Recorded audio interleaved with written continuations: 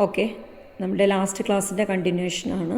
Last ക്ലാസ്സിൽ buyback of share എന്ന ചാപ്റ്ററാണ് നമ്മൾ സ്റ്റാർട്ട് ചെയ്തിരുന്നത്. ബൈബാക്ക് ഓഫ് ഷെയറിനകത്ത് നമ്മൾ മീനിങ്, അതുപോലെ തന്നെ objectives, then reasons and benefits or advantages of buyback, ഇത്രയും കാര്യങ്ങളാണ് നമ്മൾ ഓൾറെഡി പറഞ്ഞിരുന്നത്. ബൈബാക്ക് മീൻസ് എന്തായിരുന്നു? Reverse of issue of share ആണ്. ഷെയർ ഇഷ്യൂ ചെയ്യുന്നതിന് നേരെ റിവേഴ്സ് ആയിട്ടുള്ള ആക്ടിവിറ്റിയാണ് എന്ത്? ബൈബാക്ക് എന്ന് പറയുന്നത്.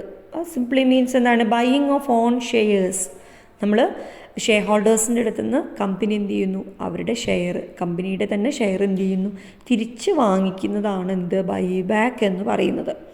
Okay, then next they have some legal provisions relating to buyback. Companies act പ്രകാരം ബൈബാക്കിൽ കുറച്ച് ലീഗൽ പ്രൊവിഷൻസ് പറയുന്നുണ്ട്. അപ്പം നോക്കാം. Structure of legal provisions of buyback. They have two major provisions. They are general provisions and specific provisions. അതിൽ general പ്രൊവിഷൻസിൽ sources of buyback, conditions of buyback and miscellaneous provisions mention ചെയ്യുന്നുണ്ട്. നമുക്ക് first of all general പ്രൊവിഷൻസിലുള്ള sources of buyback ഏതൊക്കെയാണെന്ന് നോക്കാം. നമ്മൾ debenture തിരിച്ചു കൊടുക്കുമ്പോഴും, അതേപോലെ തന്നെ ഡിബഞ്ചർ എമൗണ്ട് കൊടുക്കുമ്പോഴും, പ്രിഫറൻസ് ഷെയർ ക്യാപിറ്റൽ, അതായത് പ്രിഫറൻസ് ഷെയർ ഹോൾഡേഴ്സിന് എമൗണ്ട് തിരിച്ചു കൊടുക്കുമ്പോഴും നമ്മൾ കുറച്ച് സോഴ്സസ് മെൻഷൻ ചെയ്തിരുന്നു. കാരണം ആ സോഴ്സിനനുസരിച്ചാണ് എന്ത് ചെയ്യുന്നത്? ആ ഐറ്റംസ് നമ്മൾ റെഡീം ചെയ്തിട്ടുണ്ടായിരുന്നത്, തിരിച്ചു കൊടുത്തിട്ടുണ്ടായിരുന്നത്. അതേപോലെ തന്നെ കമ്പനിയുടെ ഷെയർ ബൈബാക്ക് ചെയ്യുന്ന സമയത്ത് കുറച്ച് സോഴ്സസ് മെൻഷൻ ചെയ്യുന്നു. ആ സോഴ്സിൽ നിന്നാണ് എന്ത് ചെയ്യുന്നത്? ഫണ്ട് സോഴ്സ് കണ്ടെത്തിയിട്ട് നമ്മൾ ഷെയർ ക്യാപിറ്റൽ ഷെയർ ഹോൾഡേഴ്സിന് തിരിച്ചു കൊടുക്കുന്നത്. നമുക്ക് നോക്കാം ഏതൊക്കെയാണ് അതിൽ പറയുന്ന സോഴ്സസ് എന്ന്. Sources of buyback. A company can purchase it's on shares out of the following. They are free reserves, securities premium reserve, and proceeds of any other shares or securities. അപ്പോൾ നമുക്ക് ഫസ്റ്റ് സോഴ്സ് പറയുന്നത് free reserves ആണ്. Free reserves means എന്താണ്? Reserves that are free for distribution as dividend. Dividend ഡിസ്ട്രിബ്യൂഷന് വേണ്ടിയിട്ട് നമ്മൾ മാറ്റി വെച്ചിട്ടുള്ള ഫ്രീ റിസർവ്സിൽ നിന്ന് നമുക്ക് എന്ത് ചെയ്യാം? ബൈബാക്കിനുള്ള സോഴ്സ് കണ്ടെത്താം. അങ്ങനെ വരുന്ന ഫ്രീ റിസർവ്സ് ഏതൊക്കെയാണ്? First one is surplus, that is profit and loss സ്റ്റേറ്റ്മെൻറ്റിലെ ബാലൻസ്. നമ്മൾ പ്രോഫിറ്റ് ആൻഡ് ലോസ് അക്കൗണ്ടിൽ വരുന്ന ബാലൻസ് ആണ് സർപ്ലസ് ആയിട്ട് പറയുന്നത്. Then general reserve, then dividend equalisation reserve, workmen compensation, then employee accident fund. ഇത്രയാണ് free reserves. Free reserves means that are free for distribution as dividend. നമ്മൾ dividend ഡിസ്ട്രിബ്യൂഷന് വേണ്ടിയിട്ട് മാറ്റി വെച്ചിട്ടുള്ള റിസർവ്സ് നമുക്ക് എന്തിനു വേണ്ടി യൂസ് ചെയ്യാം? ഷെയർ ബൈബാക്കിന് വേണ്ടിയിട്ട് യൂസ് ചെയ്യാം. ദെൻ സെക്കൻഡ് സോഴ്സ് പറയുന്നത് സെക്യൂരിറ്റീസ് പ്രീമിയം റിസർവ് ആണ്. If buyback is made at A premium, A security premium is used for such premium payable.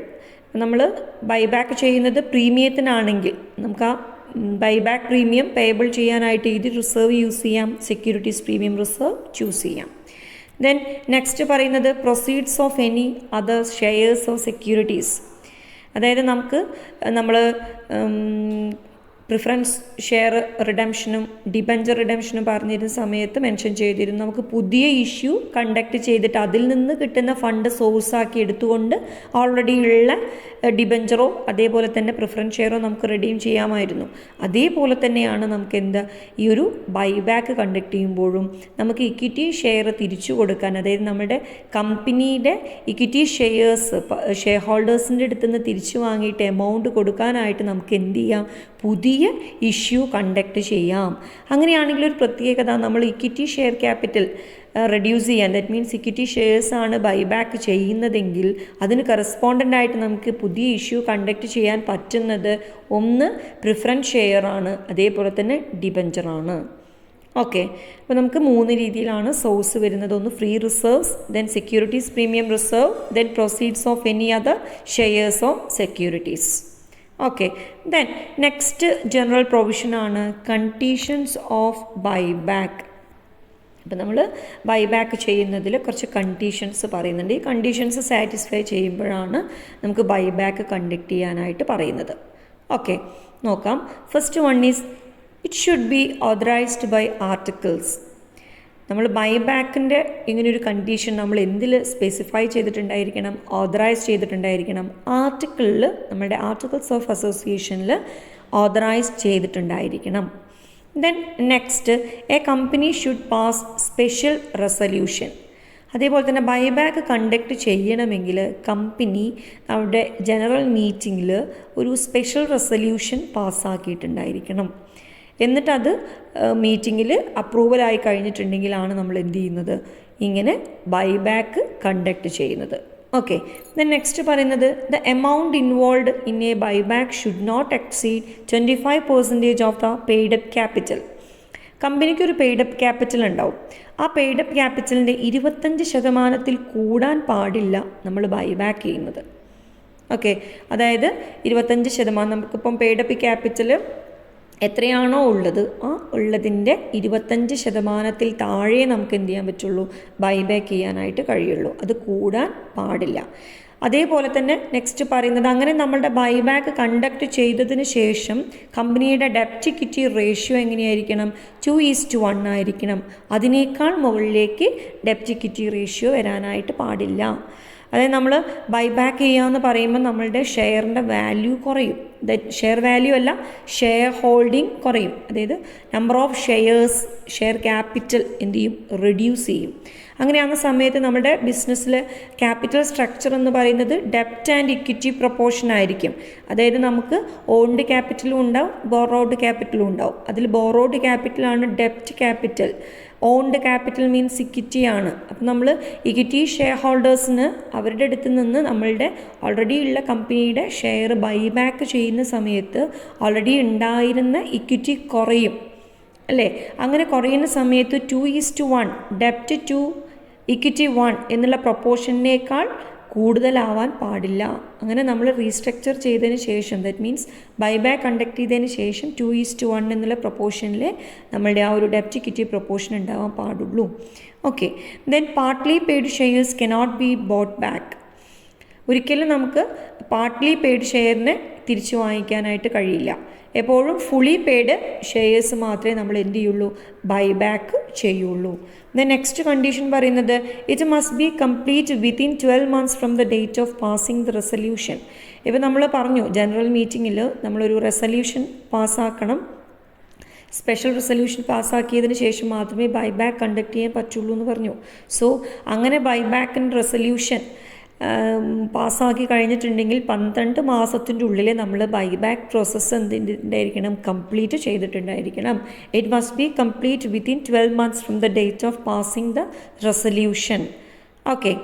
Then next പറയുന്നത്, bought back securities must be physically destroyed within 7 days after buyback. അപ്പം ബൈബാക്കിന് ശേഷം 7 ദിവസത്തിൻ്റെ ഉള്ളിൽ നമ്മൾ എന്ത് ചെയ്യണം, ഫിസിക്കലി ആ ഒരു സെക്യൂരിറ്റീസ് നമ്മൾ ഒഴിവാക്കിയിട്ടുണ്ടായിരിക്കണം.